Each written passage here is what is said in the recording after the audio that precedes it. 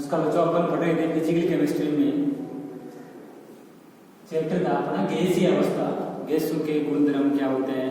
इससे पहले पूरा वीडियो में हमने पढ़ा कि वान डेर वाल्स समीकरण कैसे अपन उत्पन्न करें और वान डेर वाल्स समीकरण का निर्माण कैसे होता है, ये सब बातें अपन पूरे वीडियो में पढ़ी है।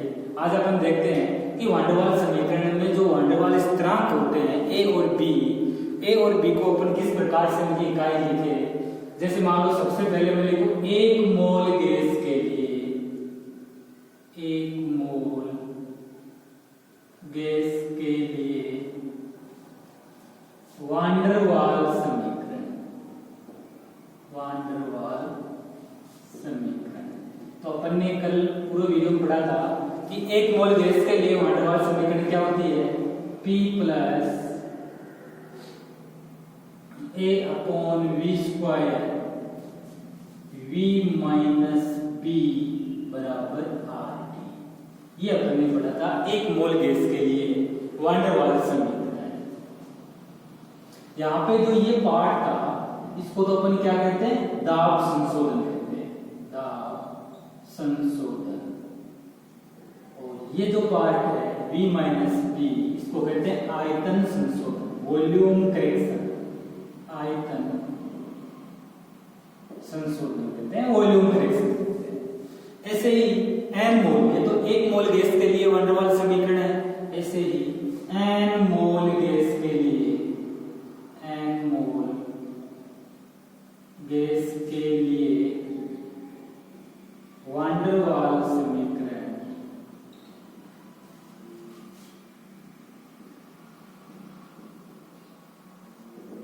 अपने लिखा था P plus n square A upon V square V minus NB बराबर nRT। ये n मोल गैस के लिए कंप्लीट वान डेर वाल्स समीकरण है।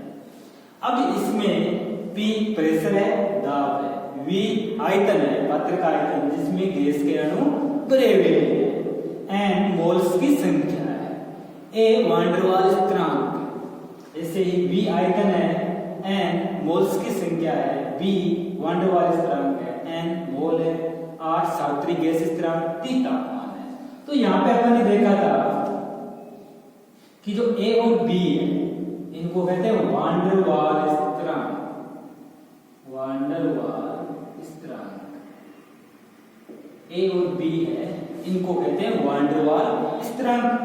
और यहाँ P ये दाब हो गया, प्रेशर हो गया, V आयतन हो गया जिसके अंदर गैस भरी हुई है, n मोल्स की संख्या हो गई, मोल की संख्या, और R को कहते हैं सार्वत्रिक गैस स्थिरांक, यूनिवर्सल गैस कांस्टेंट इसको बोलते हैं, सार्वत्रिक गैस स्थिरांक, ये R हो गया सार्वत्रिक गैस स्थिरांक। और इसका मान R का मान 8.31 जूल अपॉन मोल केल्विन होता है। T है तापमान, यहाँ पे T है तापमान। तो इस प्रकार अपन एक वान डेर वाल्स व्युत्पन्न समीकरण व्युत्पन्न की थी। ये कहां से आई है समीकरण, ये अपन ने पढ़ा था कि दाब संशोधन और आयतन संशोधन के द्वारा एक संपूर्ण समीकरण का निर्माण किया जाता है जिसको अपन क्या कहते हैं, वान डेर वाल्स समीकरण कहते हैं। और जो ये वान डेर वाल्स समीकरण है ये समीकरण रियल गैसों के लिए लागू होती है, आदर्श गैसों के लिए इस समीकरण का उपयोग अपन नहीं करते हैं, रियल गैसों के लिए ये समीकरण उपयोग में आती है। अब अपन बात करें कि जो A और B है जिनको वान डेर वाल्स स्थिरांक कहते हैं, इनकी इकाई क्या होती है, विमाई क्या होती है, ये भी एग्जाम में पूछते हैं कि वान डेर वाल्स स्थिरांक A और B के मान क्या होते हैं, इनकी विमाई क्या होती है या इनकी इकाई क्या होती है। तो अपन देखते हैं A और B की इकाई।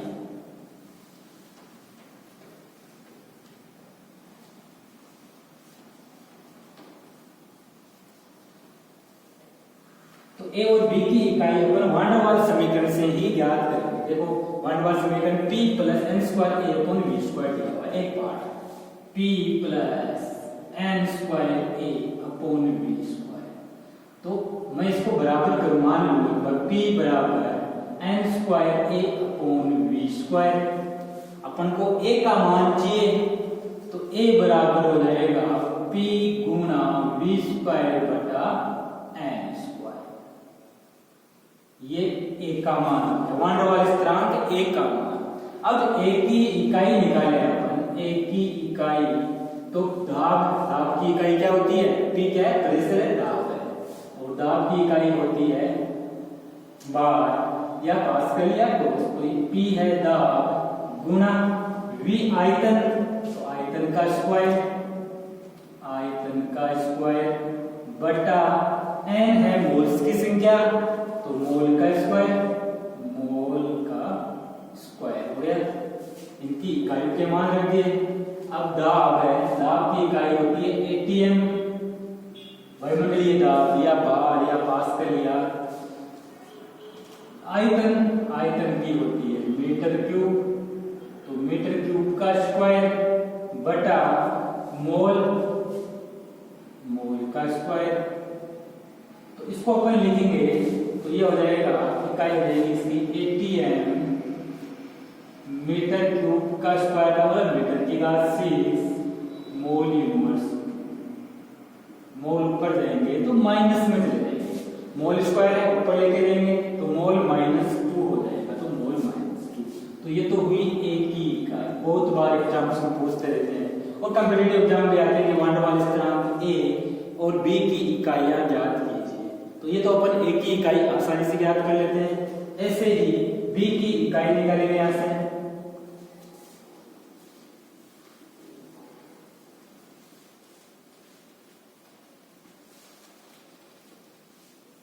क्योंकि अपन को पता है कि v माइनस एन बी होता है, v माइनस एन बी। तो मैं लिखूं v बराबर एन बी, अपन को v का मान चाहिए तो v बटा n, ऐसे निकाल सकते हैं। आयतन लीटर में लेते हैं तो लीटर बटा n, मोल है लीटर बटा मोल। तो मैं लिखूं इकाई इसकी लीटर, मोल को ऊपर लेके जाए तो मोल इनवर्स 1, तो लीटर मोल इनवर्स 1 इकाई होगी। अगर मीटर क्यूब में पूछे तो 1 लीटर बराबर 1 मीटर क्यूब, तो मीटर क्यूब मोल इनवर्स 1 आ जाएगी। तो इस प्रकार अपन इकाई इनकी ए और बी की इकाई ज्ञात कर सकते हैं। ए और बी क्या है? वान डर वाल स्थिरांक है। तो ये तो हुआ ए और बी की इकाई की बात, वान डर वाल समीकरण से अपन इजीली ज्ञात कर सकते हैं। अब कुछ क्रिटिकल फिनोमेनन है, क्रांतिक स्थिरांक है या क्रांतिक घटनाएं जिनको अपन बोलते हैं क्रांतिक दाब, क्रांतिक ताप, क्रांतिक आयतन और क्रांतिक तापमान। तो सबसे पहले अपन बात करें क्रांतिक ताप की। कुछ क्रिटिकल फिनोमेनन है जो अपन इसमें अध्ययन करते हैं, तो वेरी इंपॉर्टेंट देखो, क्रांतिक घटनाएं, क्रांतिक घटनाएं, क्रिटिकल फिनोमेनन जिनको अपन बोलते हैं क्रिटिकल फिनोमेनन। क्रांतिक घटनाएं क्या क्या होती है? तो इसमें सबसे पहले बात करें क्रिटिकल टेम्परेचर। क्रिटिकल टेम्परेचर इसको बोलते हैं क्रांतिक ताप, क्रांतिक ताप। और इसका सिंबल होता है टीसी। टीसी का मतलब क्रिटिकल टेम्परेचर, क्रांतिक ताप। अब ध्यान से समझना इसको, क्रांतिक ताप क्या होता है।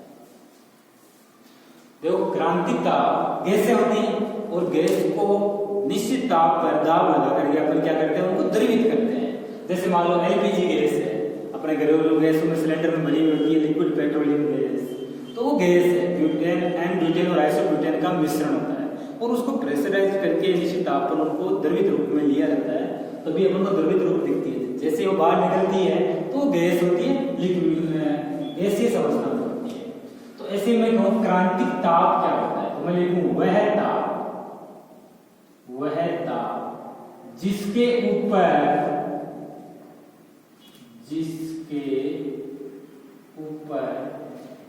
गैसों को द्रवित नहीं किया जा सकता, गैसों को द्रवित नहीं किया जा सकता है।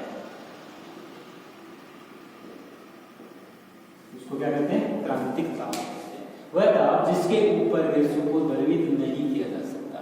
चाहे दाब कितना ही बढ़ा दो आप, उस टेम्परेचर से ऊपर गैसों को द्रवित नहीं किया जा सकता। तो वह निश्चित ताप जिसके ऊपर गैसों को द्रवित नहीं किया जा सकता क्रांतिक ताप कहलाता है।